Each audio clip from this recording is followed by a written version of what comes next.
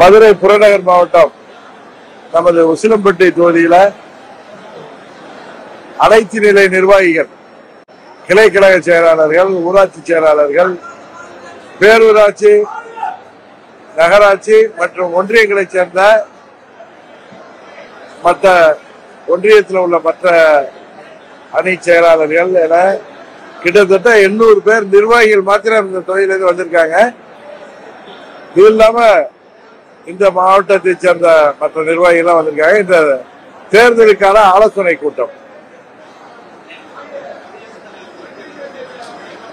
என்னங்க கொஞ்சம் வேகமா.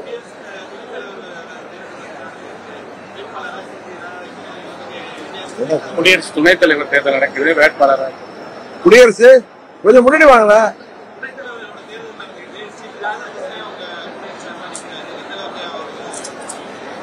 உறுதியாக துணைத் தலைவர், குடியரசு துணைத் தலைவர் வேட்பாளராக போட்டியிடுகின்ற மதிப்பிற்குரிய சிபிஆர் அவர்கள் உறுதியாக வெற்றி பெறுவார்கள். எங்களுக்கெல்லாம் 99 பாராளுமன்றத்திலிருந்து நல்ல நண்பர், நேர்மையானவர், இனிமையானவர், எல்லோரிடமும் சமமாக பழகக்கூடியவர். அவர் பாராளுமன்ற உறுப்பினராக இருந்த சமயத்திலும் சரி, இப்ப கவர்னராக இருக்கின்ற பொழுதும் முன்ன எம்பியா இருக்கிறப்ப எப்படி பழகிறாரோ அதே மாதிரி பழகக்கூடியவர். அவர் இந்தியாவின் குடியரசு துணைத் தலைவராவது நமது மாநிலத்தைச் சேர்ந்தவர், ஒரு தமிழர் என்கிற முறையில் நமக்கு எல்லாம் பெருமை சேர்க்கக்கூடிய ஒரு விஷயம்தான். ஆமா,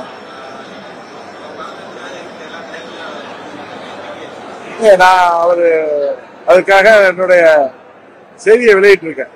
அவருடைய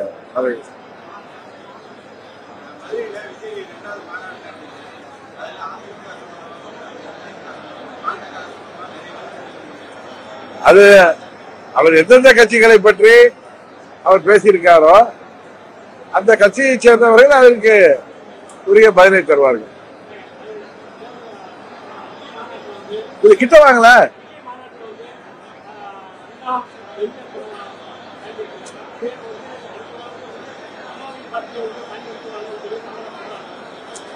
அதாவது நான் ஏற்கனவே சொன்ன அந்த கேள்விக்கு பேரறிஞர் அண்ணா, புரட்சி தலைவர் டாக்டர் எம்ஜிஆர், இதயதேவா அம்மா, பெருந்தலைவர் காமராஜர் போன்ற மாபெரும் தலைவர்களை தவிர்த்துவிட்டு யாராலும் தமிழ்நாட்டில இன்னும் எத்தனை நூற்றாண்டுகள் ஆனாலும் அரசியல் செய்ய முடியாது.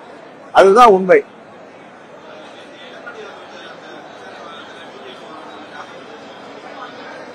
எல்லாத்தையும் பொதுமக்கள் பார்த்து கொண்டிருக்கிறார்கள். இதெல்லாம் அவர்கள் தான் இதற்கெல்லாம் உரிய பதிலை தருவார்கள்.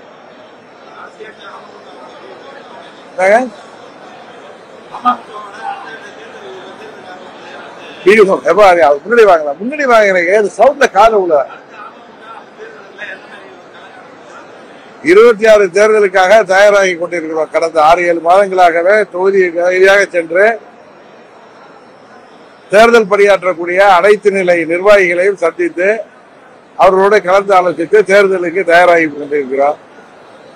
டிசம்பர் மாதம் முடிவதற்கு தமிழ்நாட்டில் எத்தனை அணிகள் தேர்தலில் உருவாக போகிறது என்பது உங்களுக்கு எல்லாருக்கும் தெரிய வரும்.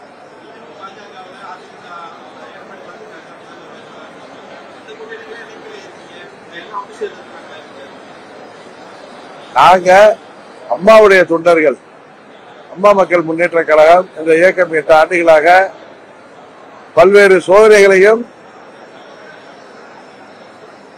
பின்னடைவுகளையும் தாண்டி இந்த இயக்கம் சீரோடும் சிறப்போடும் நடைபெற்றுக் கொண்டிருக்கிறது. இங்க கூட பாருங்க, கடந்த பாராளுமன்ற தேர்தலில் நான் வெற்றி பெற முடியவில்லை. ஆனா இங்க எங்கள் இயக்க நிர்வாகிகளும் தொண்டர்களும் எவ்வளவு ஆர்வத்தோடு அடுத்த தேர்தலை நோக்கி தயாராகி கொண்டிருக்கிறார்கள்.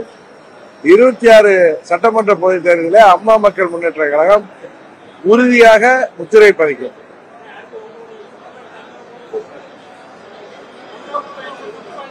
இப்ப தமிழகம் முழுவதும் ஒவ்வொரு தொகுதியாக போயிட்டு இருக்க.